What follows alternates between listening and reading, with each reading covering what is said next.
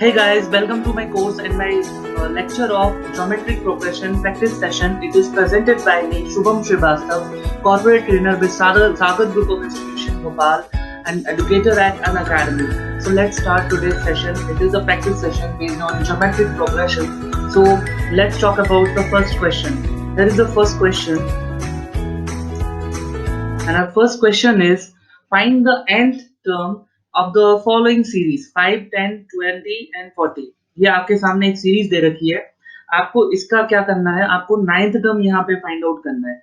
ठीक है, तो देखते हैं, इसको करके देखते हैं कैसे करेंगे. अब आपके सामने सीरीज दे रखी है, तो आप खुद ही सोचो, आपके सामने सीरीज दे रखी है, तो इसमें a की वैल्यू क्या होगी 5. फर्स्ट टर्म इसका क्या है 5, तो a की वैल्यू आपके सामने क्या होगी 5. इसको मैं नीचे लिख लेता हूँ, विजिबल होगा आपके लिए. a की वैल्यू क्या हो गई यहाँ पे 5. अब बात करते हैं, आपको r की वैल्यू निकालनी है. तो r की वैल्यू कैसे निकलती है, a2 अपॉन a1. तो मैंने क्या करा 10 अपॉन 5 करा, तो ये निकल के आ गई 2. यानी r मेरे सामने कितना है 2. चलिए, नाइन्थ टर्म आपको निकालना है, तो मेरे को निकालना है a9. तो a9 क्या आ जाएगा, a की पावर 8, क्योंकि जब nth टर्म आप निकालते हो तो r की पावर n-1 होता है. तो a की वैल्यू कितनी हो जाएगी यहाँ पे 5 मल्टीप्लाइड बाई r कितना है 2, और 2 की पावर हो जाएगा आपके सामने 8. आपको पता है 2 की पावर 4 जब हम लोग निकालते हैं तो 2 की पावर 4 आता है 16. तो 2 की पावर 8 कितना आ जाएगा 256. तो ये आपके सामने आ जाएगा 5 इंटू 256. अच्छा, तो जब आप इसको मल्टीप्लाई करोगे, तो ये कितना आ जाएगा आपका 1080. ठीक है, 1080. सॉरी, ये गलत कर दिया अपन ने. इसको अपन करेंगे, ये आ जाएगा 1280. ठीक है ना, 1280, 1080 नहीं 1280. तो ये अपना जो है आंसर कौन सा वाला करेक्ट हो जाएगा है, option number C. Option number C यहाँ पे आपका जो है वो करेक्ट आंसर हो जाएगा. Next question. अब यहाँ कहा जा रहा है, Ram gives his son ₹100 on one day, ₹50 on the second day, ₹25 on the third day, and so on. What will be total amount given by Ram to his son starting from the first day if he lives forever?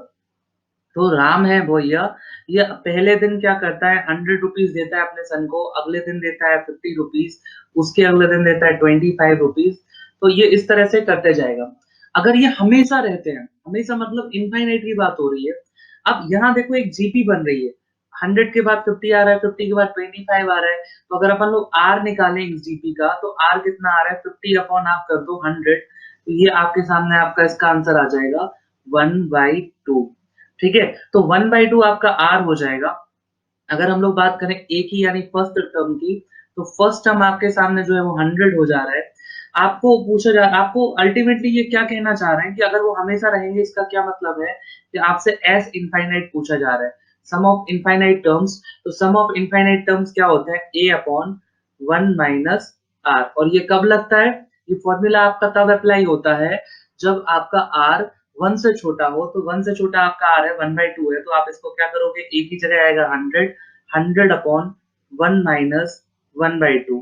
तो ये आपका answer आ जाएगा 100 upon 1/2. ये जब ऊपर आएगा तो ये हो जाएगा 2 इंटू 100, यानी कि आपका आंसर क्या निकल के आ जाएगा, आपका फाइनल आंसर आ जाएगा 200. क्लियर है ये चीज. तो यहाँ से ऑप्शन नंबर 1 यहाँ पे जो है आपका करेक्ट आंसर हो जाएगा. चलिए नेक्स्ट क्वेश्चन. ये कह रहे हैं, the third and the eighth term of a GP are 4 and 128 respectively, find the GP. आपको दे रखा है, आपसे कहा जा रहा है कि थर्ड टर्म A3, ये A3 कितना दे रखा है आपको 4, और आपसे कहा जा रहा है कि आपको कितना दे रखा है एट्थ टर्म कितना दे रखा है 128. आपको पता है कि जो A3 होगा ये क्या होगा A आर स्क्वायर.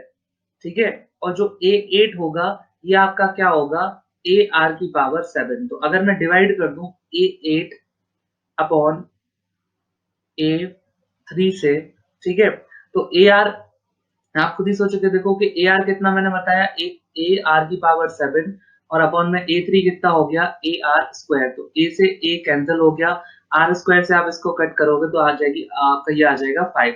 तो ये हो गया r की पावर 5 और ये कितने के इक्वल होगा, a 8 जो है वो है 128 और a3 जो है वो कितना है आपका 4।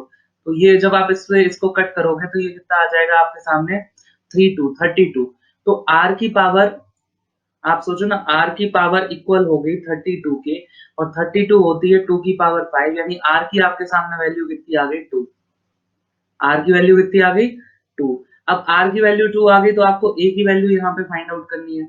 आपको छोटा जो टर्म है आप उसमें देख लो, छोटा टर्म है आप उसमें देखो, आपको क्या बोला गया था कि a3 जो है, A3 आपके लिए बोला गया है कि 4 है, तो A3 क्या होता है AR स्क्वायर, तो A R कितना आ गया 2, इसका कर दिया स्क्वायर तो ये हो गया 4, 4 से ये 4 कैंसिल, यानी A की वैल्यू आपकी आ गई 1। तो अपनी जीपी सॉरी जो जीपी निकल के आएगी वो पहला टर्म होगा A, R2 है तो आप इसका डबल करते जाओ तो 2 4 8 16, ये अपनी जीपी होगी। इनमें से आप ऑप्शन देखो तो ऑप्शन नंबर बी आपका करेक्ट आंसर हो जाएगा। Option number B, it is your correct answer. चलिए नेक्स्ट क्वेश्चन करते हैं। ये करें which term of the GP is, which term of the GP दे रखी है, फिर 6 माइनस 12 24 माइनस 48, तो इसका कौन सा टर्म जो है इज 384, इसका कौन सा टर्म जो है वो 384 होगा। ठीक है, तो चलिए देख लेते हैं, इसको भी जरा चेक कर लेते हैं कि कौन सा टर्म इसका 384 होगा। तो यहाँ आपसे क्या कहा जा रहा है, सबसे पहले देखिए आपको a की वैल्यू दे रखी है 6, r की वैल्यू कैसे निकालेंगे, सेकेंड टर्म में हम लोग फर्स्ट टर्म को डिवाइड करेंगे तो आपका आंसर आ जाएगा -2। तो a आ गया, r आ गया, मैं मान लेता हूं कि 384 जो है 384 ये nth टर्म है, तो ये कितना आ जाएगा a r की पावर n-1। ठीक है, तो ये आ जाएगा आपका 6 इंटू -2 की पावर n-1। क्लियर।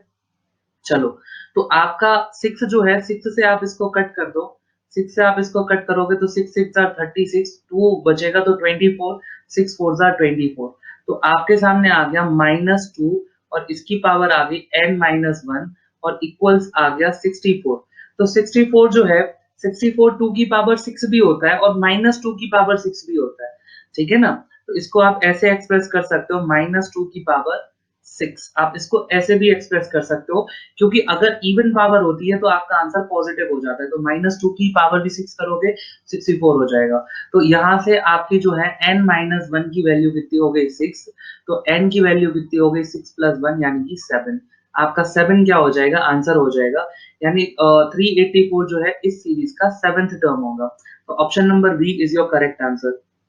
चलो, ये कह रहे हैं the first term of a GP is 64 and the fifth term is 4, if the sum of all terms is 128, what is the common ratio. चलो, सबसे पहले देखते हैं जल्दी से, ये आपसे क्या करेंगे, फर्स्ट टर्म जो है a, ये कितना है 64, और फिफ्थ टर्म जो है a5, यानी कि इसको अपन बोल सकते हैं ar की पावर 4, यानी अपन इसको ये भी बोल सकते हैं 64 r की पावर 4 इक्वल्स 4।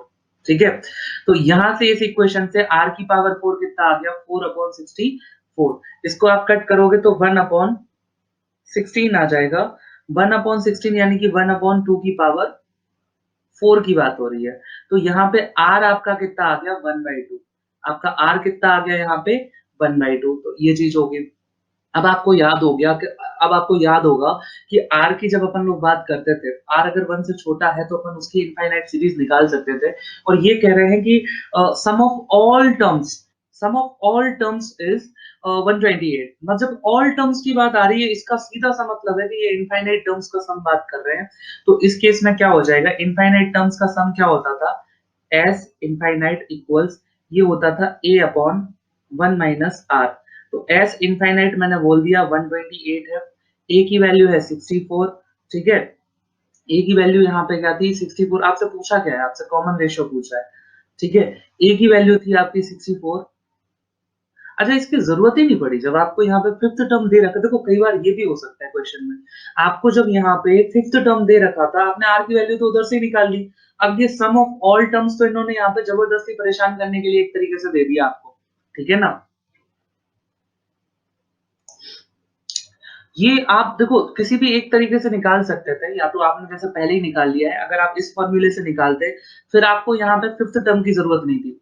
तो यहाँ पे आप इसको क्या करते, फिर 1 माइनस आर लिखते, 1 माइनस आर इसको यहाँ पे, तो 1 माइनस आर आप यहाँ लेके जाओगे और 64 अपॉन 128 कर दोगे, तो ये कितना आ जाएगा आपका 1/2। तो आर की वैल्यू कितनी आ जाती है यहाँ से 1 माइनस 1/2, यानी कि अगेन 1/2। तो आप दोनों तरीके से कर सकते थे। आप अगर ये फॉर्मूला लगा रहे हो तो आपको फिफ्थ टर्म की जरूरत नहीं थी, फिफ्थ टर्म लगा रहे हो तो फॉर्मूले की जरूरत नहीं थी, आपको थोड़ा सा यहाँ पे सोचना पड़ेगा। ये क्वेश्चन आपको इसीलिए दे दिया गया था। तो आपका ऑप्शन नंबर यहाँ पे क्या हो जाएगा?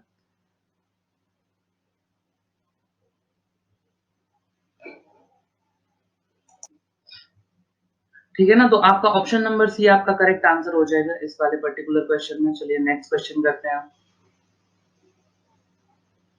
नेक्स्ट क्वेश्चन आपका है find the sum of GP 1 2 4 8 dot dot dot up to the 10th term. आपको 10 टर्म्स का इसमें एडिशन निकालना है, उसका सम निकालना है। तो हम लोग ने यहाँ देखा कि आपकी ए की वैल्यू कितनी है 1, आर की वैल्यू कितनी है 2/1 कर दोगे तो ये हो जाएगा आपका 2, और 10 टर्म्स तक का यानी S10 आपको निकालना है, तो ये हो जाएगा ए। और देखो आर कितना है 1 से बड़ा है, तो आप इसकी जगह क्या यूज करोगे, आर की power 10 minus 1 upon R minus 1। ठीक है, तो जब आप इस चीज को करोगे तो यहाँ इस चीज को समझो, ये क्या आ जाएगी, ए की वैल्यू 1 है, आर की वैल्यू आपकी 2 है, तो ये हो जाएगा 2 की पावर 10 माइनस 1 अपॉन ये हो जाएगा 2 माइनस 1। तो 2 माइनस 1 तो 1 ही होता है, ये आपका आंसर आ जाएगा 2 की पावर 10 माइनस 1। ठीक है, तो 2 की पावर 10 माइनस 1 ये आपका ऑप्शन नंबर ए यहाँ करेक्ट आंसर हो जाएगा। चलिए नेक्स्ट क्वेश्चन आपसे, अब मान लो 7th क्वेश्चन में पूछा जा रहा है find the sum of an infinite GP 3 1 1/3 ऐसे करके। तो 3 1 1/3, यानी कि इसमें आप खुद ही सोच के देखो कि ए की अगर मैं बात करूं तो 3 है, और अगर मैं आर की बात करूं तो 1/3 है। तो इस केस में मैं इनफाइनाइट टर्म्स की अगर बात करूं, सम ऑफ इनफाइनाइट नंबर्स, तो ये कितना आता था ए यानी कि 3 अपॉन 1 माइनस आर, तो ये कितना हो जाएगा 3 अपॉन 2/3। ये उल्टा जाएगा, ये ऊपर जाएगा, तो ये कितना हो जाएगा 3/2 इंटू 3, यानी कि आपका आंसर कितना आ जाएगा 9/2। ये आपका करेक्ट आंसर हो जाएगा। क्लियर है ये चीज? तो ऑप्शन नंबर बी यहाँ पे जो है, ऑप्शन नंबर बी आपका करेक्ट आंसर हो जाएगा। चलिए नेक्स्ट क्वेश्चन देखते हैं।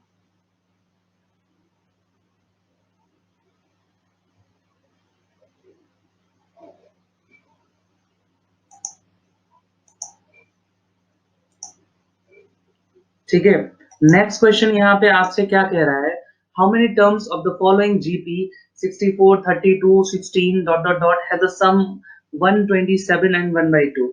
तो चलो देख लेते हैं क्या है इसका, वो कैसे करेंगे इसको। ठीक है, चलो अब ये आपसे कह रहे हैं कि एक जीपी आपको दे रखी है जिसका फर्स्ट टर्म यहाँ पे कितना दे रखा है 64, सेकेंड टर्म 32 है, फिर 16 है, तो आर कितना आ जाएगा 32 अपॉन 64, यानी आ जाएगा आपका 1/2। आपसे पूछ रहे हैं कि कितने टर्म्स का सम 127 बाई एंड 1/2 है। तो ऐसे केस में मैं मान लेता हूं कि n टर्म्स का सम जो है, n टर्म्स का जो सम है वो आपका मैं मान लेता हूं कि 127 एंड 1/2 है। तो ये कितना आ गया, Sn इक्वल मैंने मान लिया 127 एंड 1/2। इसका क्या मतलब है 255 अपॉन 2। ठीक है, तो ये Sn किसके इक्वल होता है, सम ऑफ n टर्म्स क्या होता है, ए ए। अब देखो 1/2 r है, तो ये क्या हो जाएगा 1 माइनस 1 अपॉन r की power n upon 1 minus r। ठीक है, सॉरी एक सेकंड मैंने उल्टा लिख दिया, एक मिनट रुको जरा, ये मैंने आपको उल्टा लिख दिया यहाँ पे, वो 1/2 था तो। ठीक है,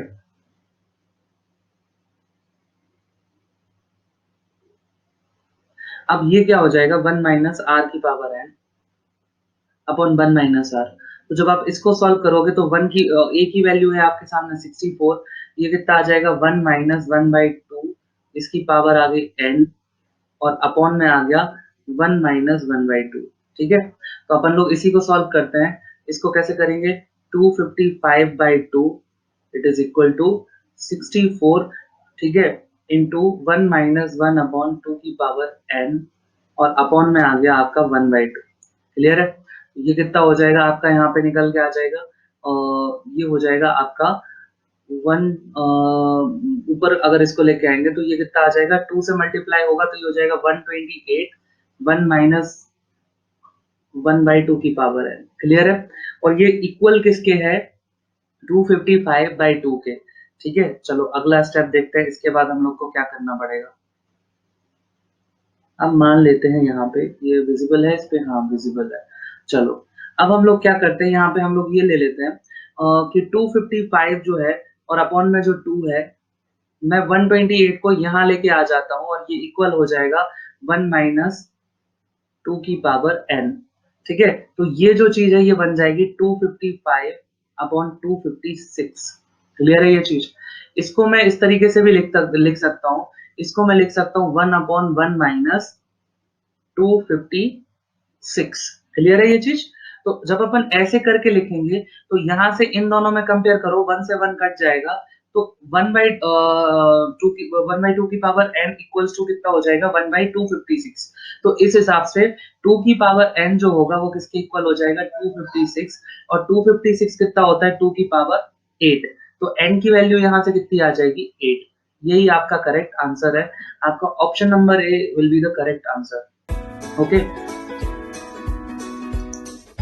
so guys thanks for watching. अगर आपको मेरे कोर्सेज पसंद आ रहे हैं तो आप लाइक कर सकते हैं, सब्सक्राइब करें and hit the bell icon so that you can get notification of my upcoming videos. Okay, thank you so much.